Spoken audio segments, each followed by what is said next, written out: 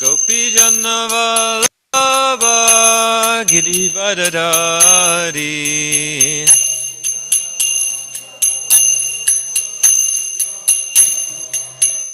Yashoda Nandana Praja Janaranjana Yashoda Nandana Praja Janaranjana Yamuna Tiravanachari Yamuna Tiravanachari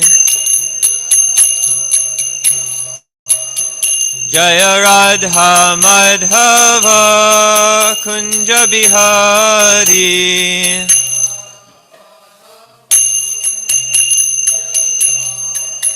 Jaya Radha Madhava Kunja Bihari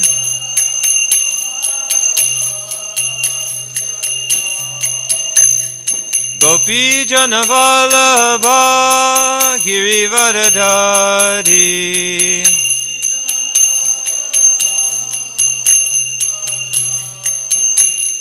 Gopi Janavalabha Girivardhari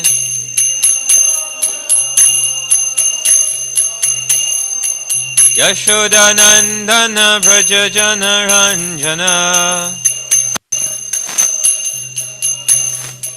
Yashoda Nandana Braja Janaranjana Yamuna Tiravanachari Yamuna Tiravanachari Jaya Radha Madhava Kunja Bihari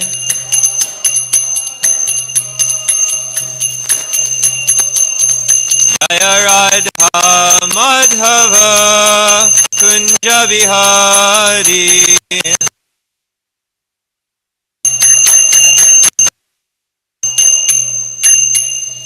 Jaya Om Vishnu Pad Paramahamsa Parivrajak Acharya Ashtatar Shata Shri Srimad A.C. Bhaktivedanta Swami Maharaj Prabhupada Ki Jai Jaya Om Vishnu Pad Paramahamsa Parivrajak Acharya Ashtatar Shata Srimad Srila Bhakti Siddhanta Saraswati Goswami Maharaj Prabhupada Ki Jai Anantakoti Vaishnava Vrinda Ki Jai Nama Acharya Srila Haridas Thakur Ki Jai Prem Se Kaho Shri Krishna Chaitanya Prabhu Nityananda Shri Advaita Gadadhar Shivasadi Gora Bhaktivinoda Ki Jai Shri Shri Radha Krishna Gopa Gopinath Shamakun Radha Kund Giri Govardhan Ki Jai Vrindavan Dham Ki Jai Navadvip Dham Ki Jai Mathura Dham Ki Jai Jagannath Puri Dham Ki Jai Bhakti Devi Ki Jai Tulasi Devi Ki Jai Yamuna Mai Ki Jai Ganga Mai Ki Jai Samaveta Bhaktivinoda Ki Jai All glories to the assembled devotees All glories to the assembled devotees All glories to the assembled devotees. All glories to Sri Guru and Gauranga.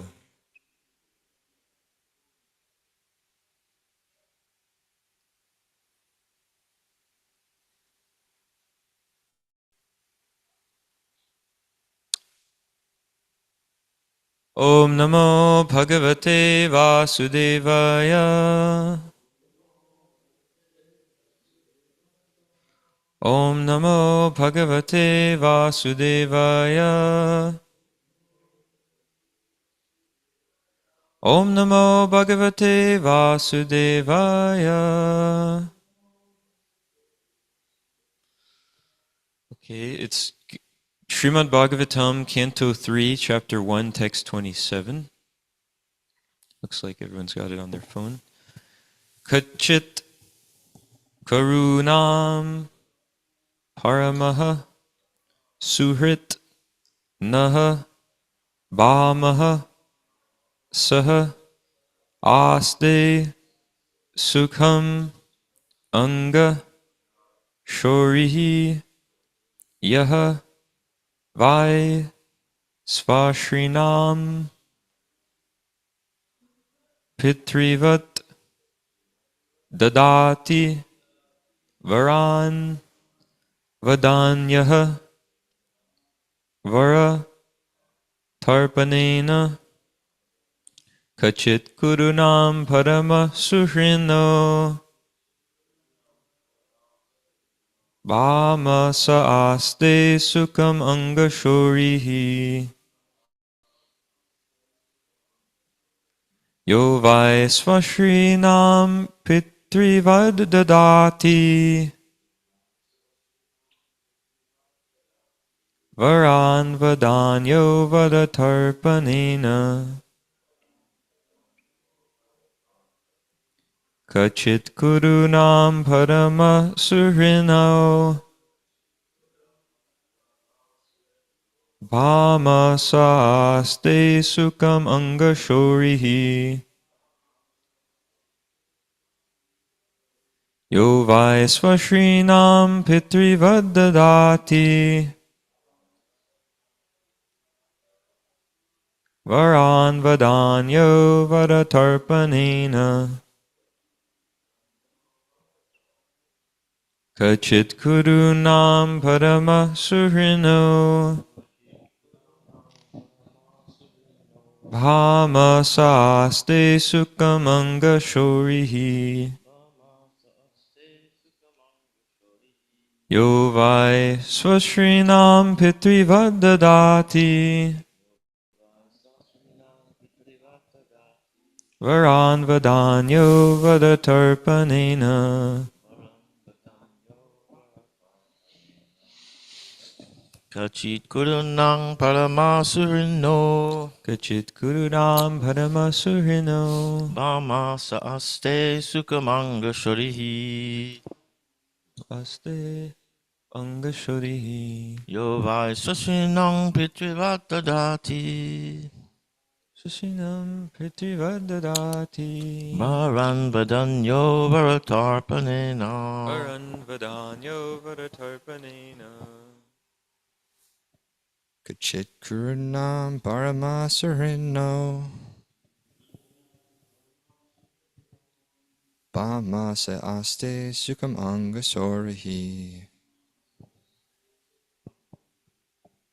Yo Vaiswarishnam Pitravadadati Varan Vadanyo Varatarpanena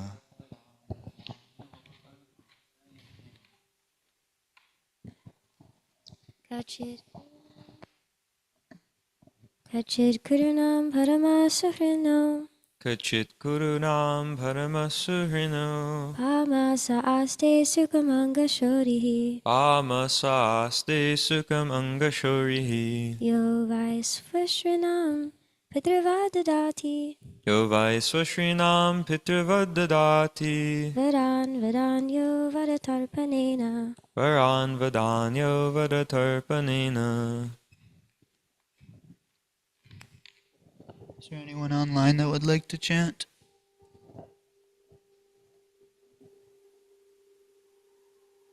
Kachit Kurunam Paramashririno Gachit Kurunam Paramasurino Bhama Sahaste Sukamanga Shurihi Hama Saste Sukam Angashorihi Yovai Svashrinam Pavrita Dadati Yo Vai Swashrinam Pitrivadadati Varan Vadanyo Varatarpanena Varan Vadanyo Varatarpanena Kachit Weather Whether Kurunam Kurunam of the Kurus Padamaha greatest Suhrit well-wisher Naha our Bhamaha brother-in-law Saha he Aste is Sukham happy Anga O Uddhava Shorihi Vasudeva Yaha one who Vai certainly Svashrinam of the sisters Pitrivat like a father Dadati gives Varan everything desirable. Vadanyaha, munificent. Vara, wife. Tarpanena, by pleasing. Translation and purport by His Divine Grace, Srila A.C. Bhaktivedanta Swami Prabhupada. Please tell me whether the best friend of the Kurus, our brother-in-law Vasudev, is doing well. He is very munificent. He is like a father to his sisters, and he is always pleasing to his wives. Purport. Lord Krishna's father Vasudev had 16 wives, and one of them, named Puravi or Rohini, the mother of Baladev, was the sister of Vidura. Vasudev, therefore, was the husband of Vidura's sister, and thus they were brothers-in-law. Vasudev's sister Kunti was the wife of Pandu. Vasudev's sister Kunti was the wife of Pandu, Vidura's elder brother, and in that sense also Vasudev was brother-in-law to Vidura.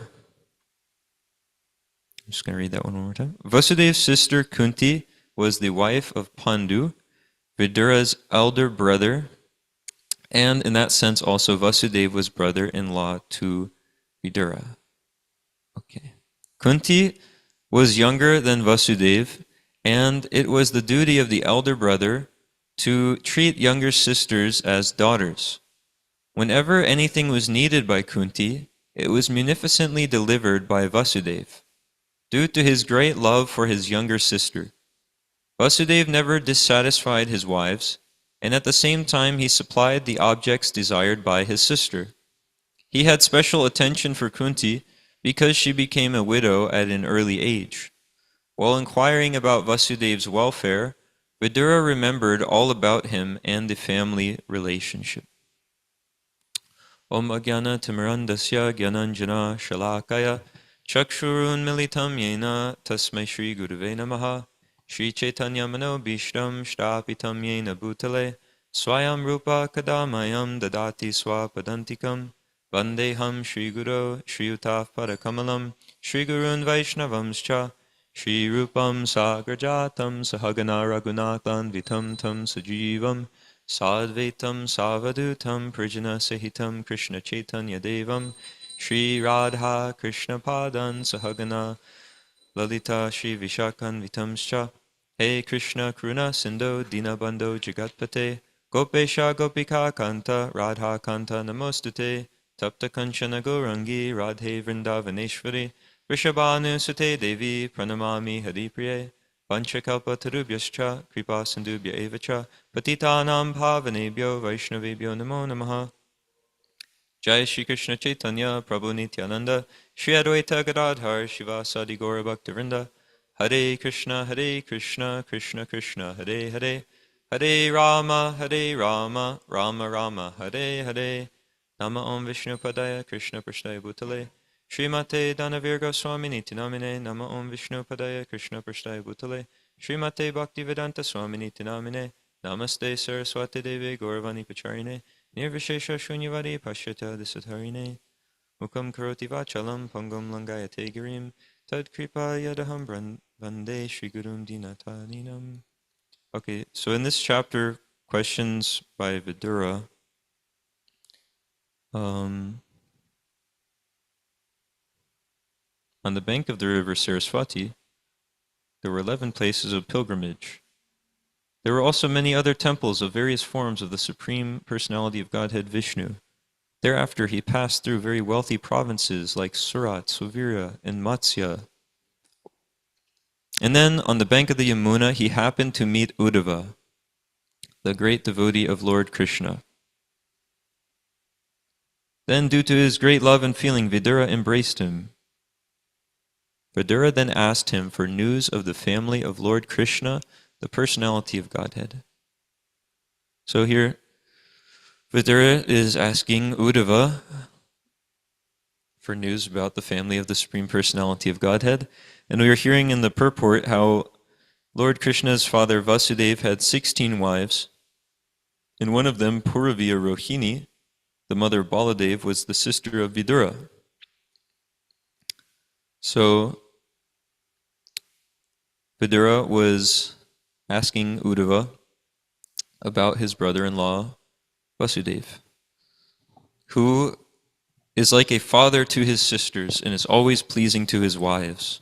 So Vasudeva, he had 16 wives, and that is something that was normal in Vedic culture for the Kshatriyas, and sometimes the other classes as well.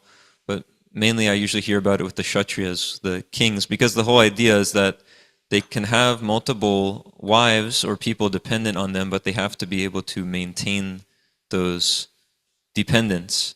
And the Vedas explain that one should not become a husband, a mother, a father, a teacher, a king, or a worshipable demigod, or anything where you have dependents under you, if you cannot deliver those dependents from the cycle of birth and death.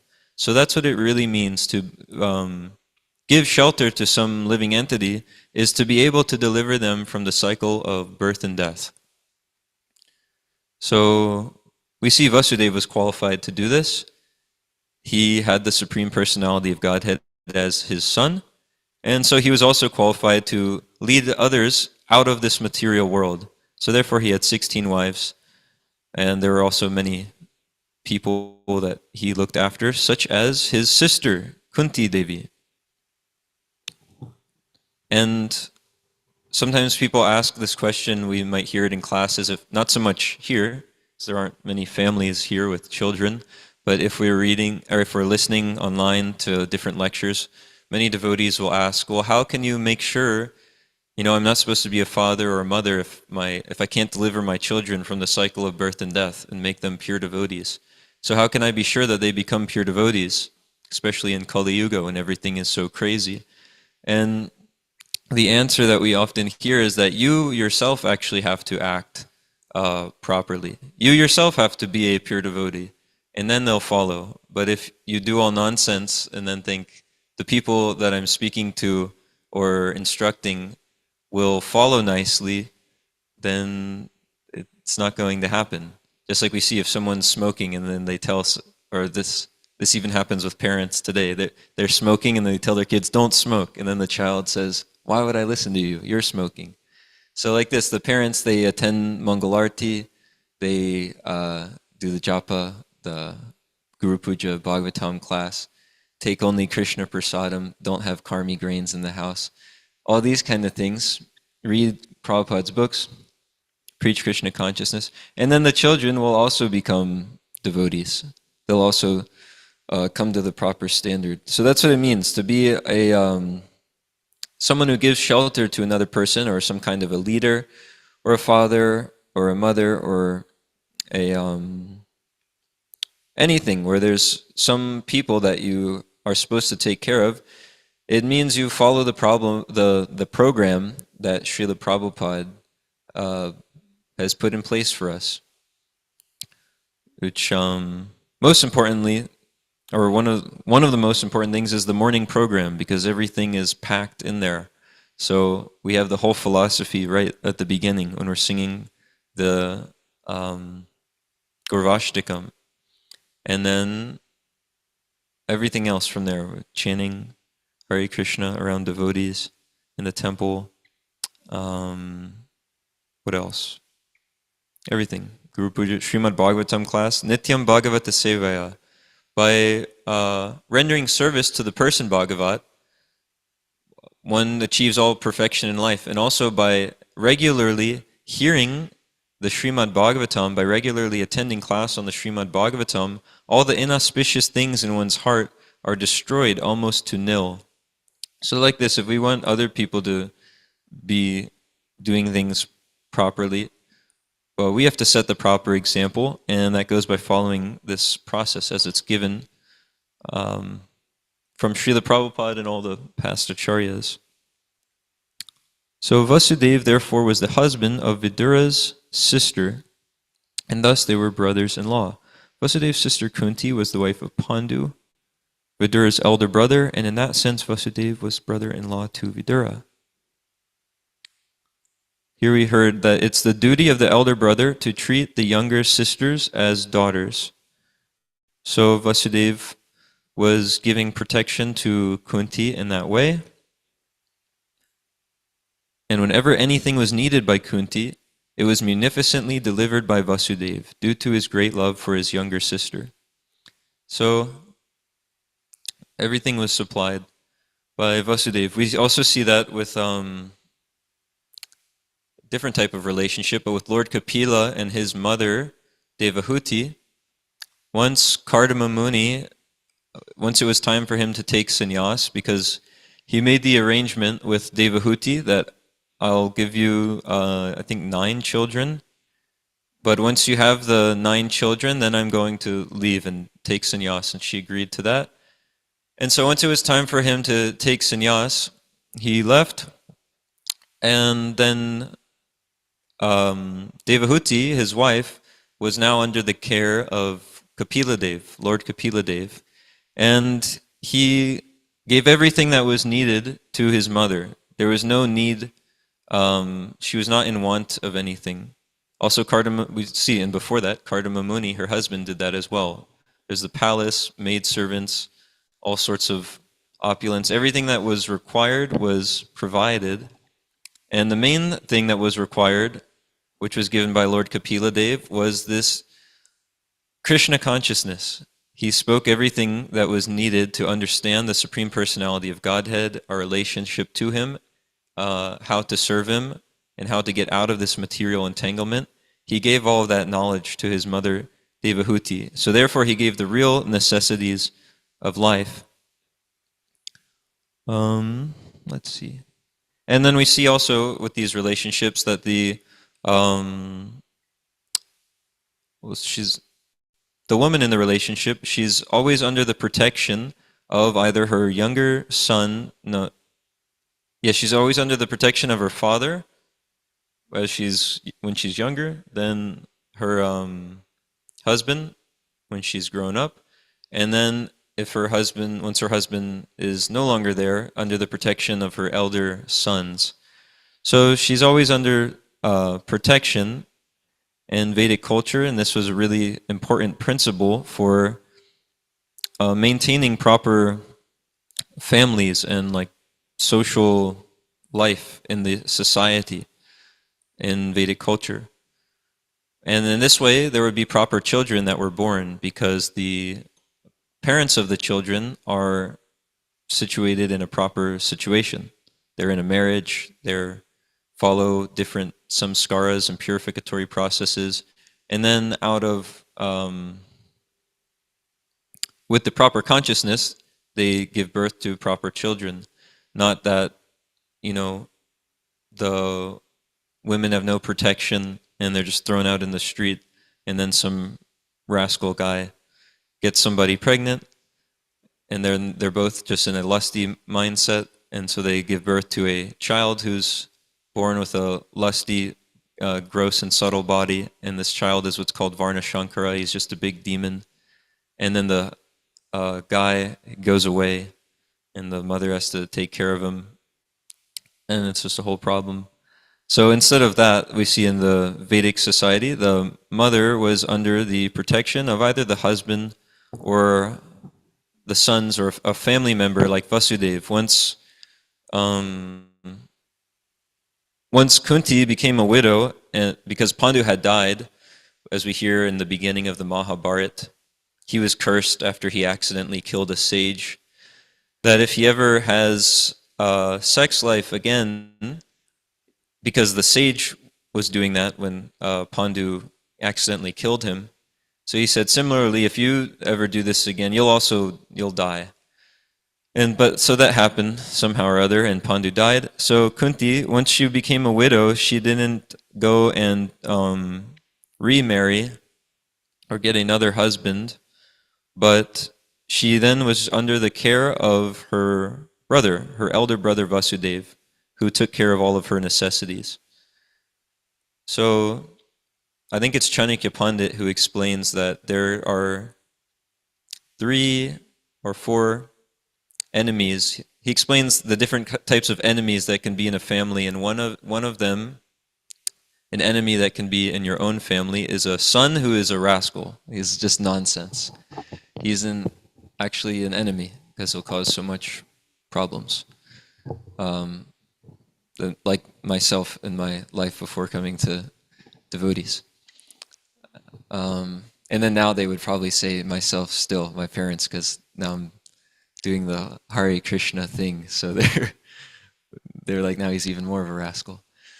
But we know that's actually the better thing to be doing. That actually saves our parents or family members from all distresses, mainly the distresses of birth, death, disease, and old age, which can only be stopped by the process of Krishna consciousness. But anyways, so in material life, the son who is a rascal is a enemy in the family, and also the other one is the mother who remarries.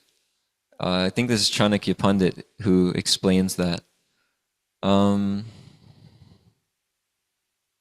don't know the whole reason behind it, but that is there. So Kunti Devi, she was under the protection. She didn't go and marry somebody else once Pandu died, but she stayed in her family situation, and now her elder brother Vasudeva took care of all of her needs. Vasudeva never dissatisfied his wives, and at the same time he supplied the objects desired by his sister. So we see still he's qualified to take care of all of these people. It's not that some of them are neglected or something like this.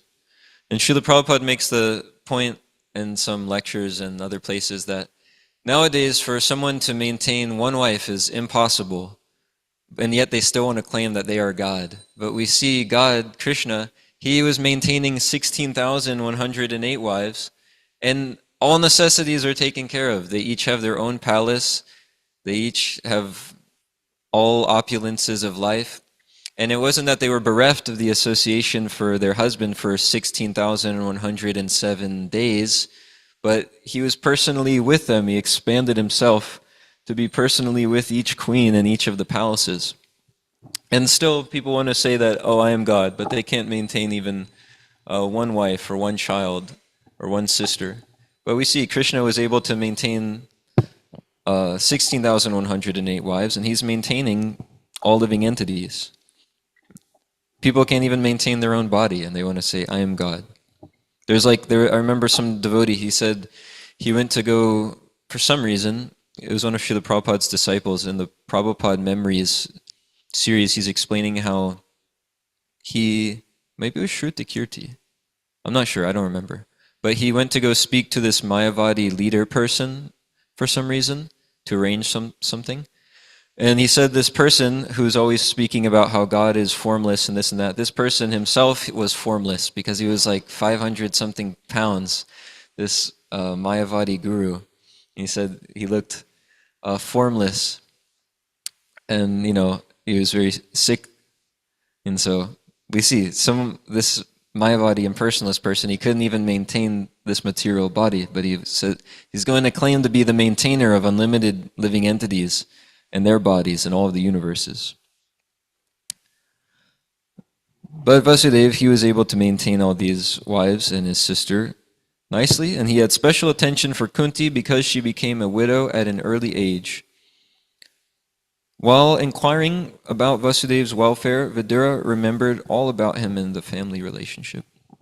That's another thing that's nice about Vedic culture, is there is an idea of responsibility and family values. So we see there's no such thing as family values or morals or much of responsibility in this culture, this modern culture. I mean, the children are in the home, and then as soon as they're 18, usually the parents want to kick them out. They say, okay, I've maintained you for enough years, now get the heck out of here. Do your own thing, get a job. And yeah, the whole idea of a family is not really there. The idea of marriage is more or less forgotten. People just live together. They say, we're living together, and then after 2 years or so, they go find somebody else to live with. So there's no idea of responsibility or proper family life, and so therefore society is chaotic, even just within, there's no peace even just within homes or small situations like that within a family. So then what to speak of the greater family of someone's community or nation or things like that. But we see in the Vedic culture, people had responsibilities. So Vasudeva, being the elder brother, he knew, okay, my sister is now without a husband, so it's my duty to take care of her. And the son, once his mother is without her husband, he knows, okay, it's my duty to take care of her. People are seeing, in whatever situation, everyone knows they have some type of duty and some type of responsibility to others.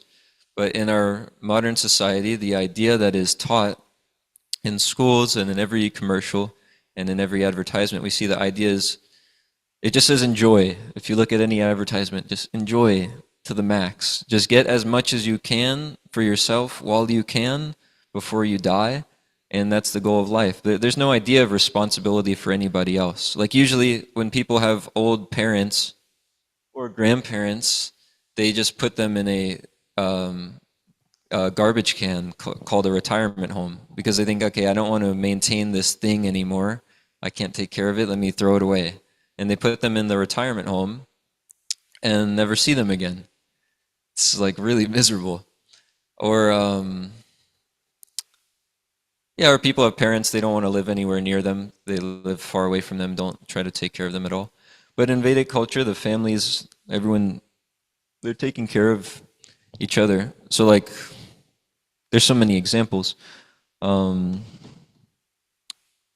Like the mother and we see when Kunti, or no, not Kunti, when, who was getting married to Vasudeva? When Devaki was getting married to Vasudeva, they were going on the chariot of Kamsa, her brother, because the bride is being sent away to the groom's home.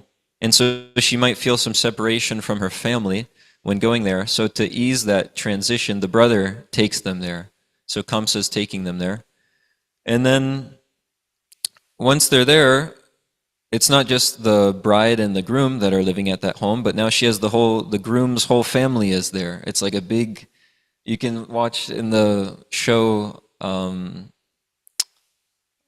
Charan from Bhakti Charu Swami, you can see what Srila Prabhupada's home was like as he's growing up, and also the home of Bhaktivinoda Thakur and others in that culture. It's a big home, and there's all sorts of family members there. It's like a whole community.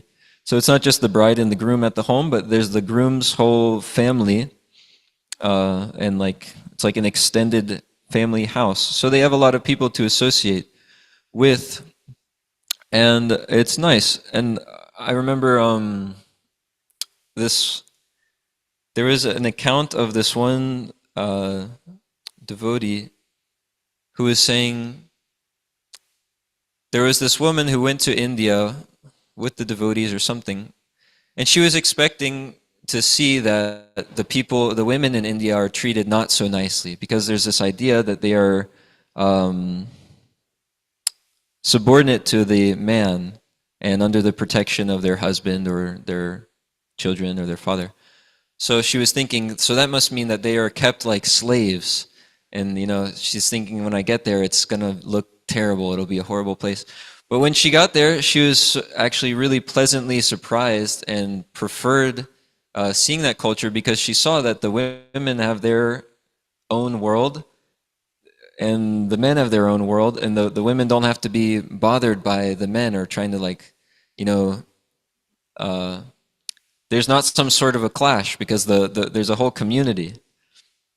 So the women are all doing their different activities and speaking among themselves, and they've got their group, and she described it as they have their own world, so they don't have to worry about some guy trying to put on some show for some guy, or trying to compete with some guy, or any there's just no extra anxieties, because everyone's got their specific duty. So in the home, there's the groom and the bride and all of the groom's family.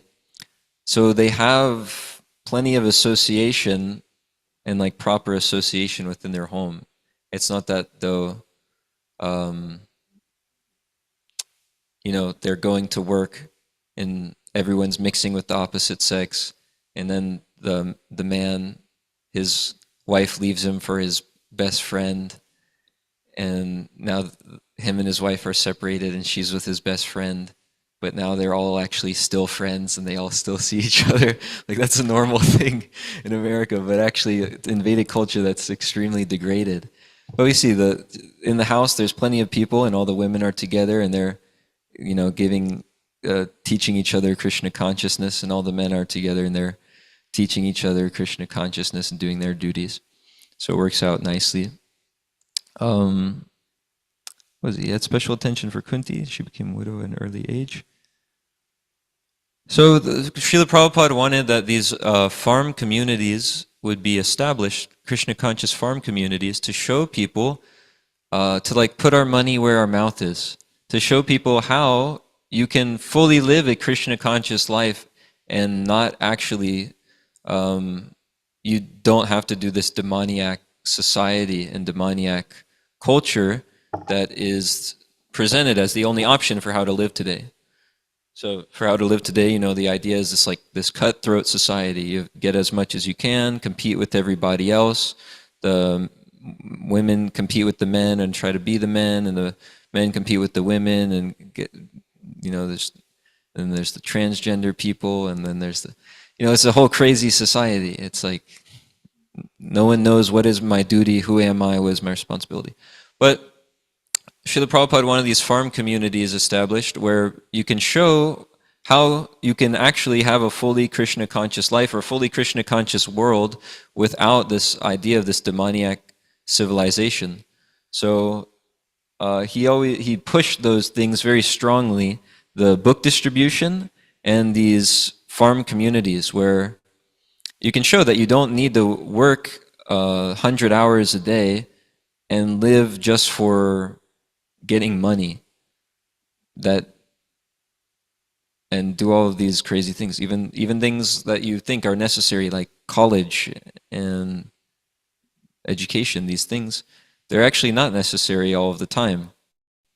Like, there's many big colleges, and who are the people who made the big colleges? Usually it's people that, in many cases, like big technical institutes that are like award-winning and big colleges, the people who made them weren't actually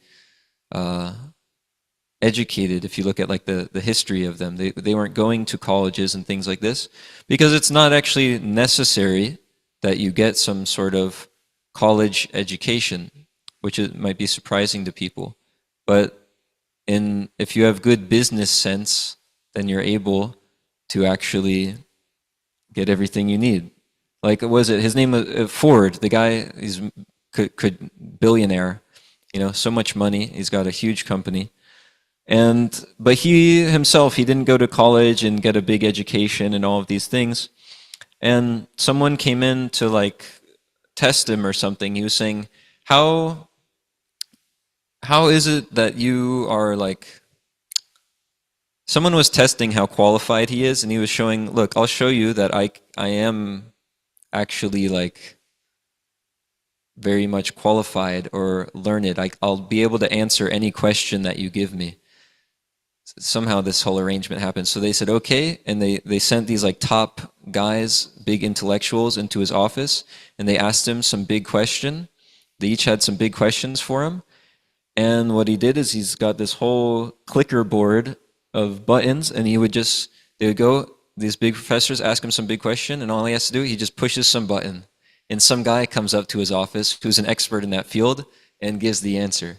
So it's not actually a requirement that everyone go through all of this education, college, and all of these things. But if someone has good business sense, you can see still they can become very successful. So that's just an example of how all these things that are shown to be necessities in society today are usually not actually necessities. Even money wasn't always used, like in places in India up till maybe even 10 years ago. Someone was giving the example that there was a barber in a village, and he did his job and he never accepted any money up until like 10 or 5 years ago. And when he did start accepting money, it was seen to be like a really bad thing in his community. Many people were criticizing him because it wasn't needed. He would cut the people's hair. And once a year, some of the people who are doing the farming would drop off enough grains for the whole year, and he's got everything he needs. And like this, everything is fine. And if his blade for the cutting the hair is gets dulled or rusted or something, it's not that he just uses a $1 blade from the Walmart and then throws in the trash after a week and has to go pay like $20 for another $1 blade and like this. No, he's got a good solid one. And once it rusts or isn't working well, he can go to the blacksmith in the village. They'll, instead of throwing it in the trash, they just do their craft to get it back up to speed, gives it back to him, and he's good to go. So he's got his work, he's got his food, everything's supplied. So Srila Prabhupada stressed these Varnashram Dharma communities, these farm communities, where people can see Krishna conscious life, where everyone is living simply, simple living and higher thinking. They're not breaking their back all day for a small amount of money, but instead everyone's working. They've got some work to do for Krishna, but it's all for Krishna. So there's farming going on for Krishna. There's keeping up with the temple for Krishna. There's all these different things going on, and no, there doesn't need to be any outside dependence on this demon crazy civilization, demoniac civilization. So, of course, that's a really big topic, so I just kind of made a few points on it. But yeah, you can see there's fully self-sufficient Krishna conscious communities where everyone can just serve Krishna, and then it gives an example to the rest of the world, that if people see that there can actually be families that are Krishna conscious, then that sets the standard for the rest of the world, that look, the whole world can actually do this. Each person can be engaged according to their proper qualities and their type of work, and no matter who you are or what situation you're in, you can make progress on becoming God conscious, Krishna conscious. Everyone can do their duty, no matter who they are or what position they're in. They can do their duty for satisfying Krishna. That's the test of their duty, is at the end of the day, did they satisfy Krishna? Whether they're Shudra, Vaishya, Kshatriya, or Brahmana, they're all doing their different work to see that Krishna is satisfied. And that's the purpose of this whole Varnashram system, is that everyone can be engaged for the satisfaction of Krishna. And then that's the standard of perfection. That's it. That's success, once we see that Krishna is satisfied. So everyone does their duty, unattached to the result, to see that Krishna is pleased. And in that way, everyone can make advancement to the perfection of life, being fully Krishna conscious. And that solves all the problems of life. No more birth, death, disease, old age. Everyone can make their way back to their eternal position by engaging in Krishna's service. So that's the Varnashram culture. It gives the chance for everyone to engage in Krishna's service. And so that's what's needed for the whole world to actually become Krishna conscious. Not just, okay, everyone comes to the temple and becomes a brahmachari, or whatever, whatever other idea there is. But the whole world can actually engage in Krishna consciousness if people are taught and trained how to do their duty for the pleasure of the Lord. But brahmacharya is also there. That's also required for everybody. Usually one is trained up from the beginning of life until about the age of 25. So all these things are needed and required, and you can see how they all fit into the puzzle when we see the picture of Vedic culture, which is exemplified perfectly in these Varnashram Dharma farm communities that there's not so many of them yet, but that's what they're for, is for showing that perfect picture of how Krishna consciousness works in the whole world. Okay, does anyone have any comments or questions? Can someone bring Radhastali the microphone? Maturanas got it.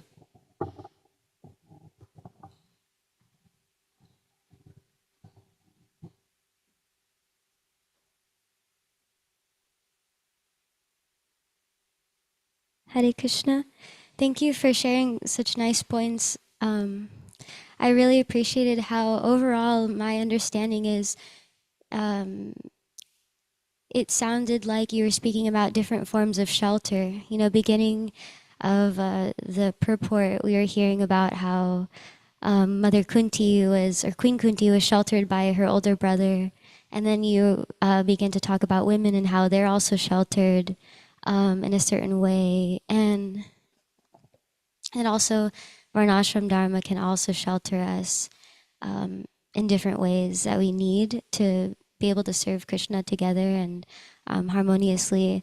And I was thinking about how we're also sheltered by, not only like women are sheltered by being protected by the father and then the husband and the son, but also I was thinking of a verse in the Bhagavad Gita, chapter 2, verse 64, where Krishna says that we're protected by well, he didn't use the word protected, but we receive his complete mercy by following the regulative principles of freedom. And I like how he worded it that way, because a woman might not feel free, or so-called free, if she's sheltered in the way that women are in Vedic culture. But when we start to practice it, we realize, oh, it's natural. It's natural for us to associate with different devotees in different ways through Vedic etiquette and culture, because it's it's more natural than, I guess we can compare it to the Western culture.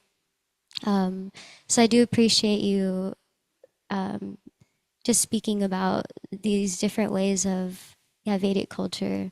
And one such place I was thinking of is, I think Bhakti Vikas Swami has a farm, but I don't know where or what it's called. But another place is in New Vrindavan. I think they've got some nice system where devotees and like brahmacharis and brahmacharinis and families, they can all live there together and serve together. And a lot of the income is used to buy more books, to buy, like, just to keep that ecosystem, or not ecosystem, but to keep it all running smoothly, so that when people visit for the first time and have no idea of Krishna consciousness, or are, I want to rephrase that, because everyone knows about Krishna, that we forget. But for someone that's coming back for the first time in this lifetime, they could see, like, oh, this is possible. There's an alternative way of living. Sorry, I should have told you these were just comments. I don't really have a question right now. Oh, thank you for those nice points. On the point about everyone knowing about Krishna, I actually didn't know anything about Krishna, and I went there for 4 years when I was in college, and I don't remember anyone actually telling me about Krishna, which, I mean, that's just what happened. I'm just saying. So it's helpful if people can speak to everyone and remind them, everyone isn't eternally a servant of Krishna, but not everyone knows about him here in this material world. Like I can say, in myself, for instance, when I was in school, I kept going there and I thought, this is just a nice building, and I would take pictures of it. It would have been nice if somebody could have told me about it. But anyway, somehow or other, eventually some devotees, actually from here, were on book distribution at my college town. They gave me the books and started telling me about Krishna, so I'm thankful for that. And no one is actually free or independent in this material world. We have to choose what we're going to take shelter of. So someone might say, what is this? Krishna's saying you must find the spiritual master, and this and that, and like one's efforts in life are like useless without a spiritual master. What? I'm going to be free, I'm going to be independent. But then we see, if one isn't taking shelter of Krishna through the system that he's made of parampara, and the scriptures that he gives and everything, then what do they take shelter of? They have to take shelter of their own mind. Like this guy in New York City, the devotees, Mahotsa Prabhu was distributing books in New York City, and this guy said, I don't listen to no man. And I think Mahotsa asked him, like, who do you listen to then? He's like, my mind. And then he just disappeared and got swallowed up by the Timangila fish of the crowds in New York City, the mode of passion and ignorance there. I really like the way he explained it. You can just imagine this guy just vanishing into the crowd of craziness that's New York City. So that's what happens, is if we don't take shelter of Krishna and the system that he set up, which means taking shelter of the lotus feet of the bona fide spiritual master and the devotees in the scripture, then we just take shelter of our mind, which drags us here and there in our uncontrolled senses, like a boat without a rudder. It's just being blown here and there, and the human form of life is wasted. So everyone has to take some sort of shelter. It can be of Krishna or of the material energy of Maya. So therefore, when people speak in classes on, this wasn't really one of those classes, but when people speak in classes about, how women should not be given independence, but should be under the shelter of the husband, as is like explained in the Bhagavad Gita, or should be under some sort of shelter, the husband or the children or the father. The wives in the grihastha situation get angry sometimes. And then we see when someone in the class speaks on how the brahmacharis should take shelter of their authorities in the temple, the brahmacharis get angry. So that's our situation in the material world, is everyone wants this independence, that I can be the center, the enjoyer, the controller. But that's not us. Krishna is supremely independent, and our real freedom and independence comes by declaring our dependence on Krishna, on his lotus feet. So that's the whole point. Someone said Jai downstairs, so I'll end it there. Srimad Bhagavatam ki Jai. Srila Prabhupada ki Jai.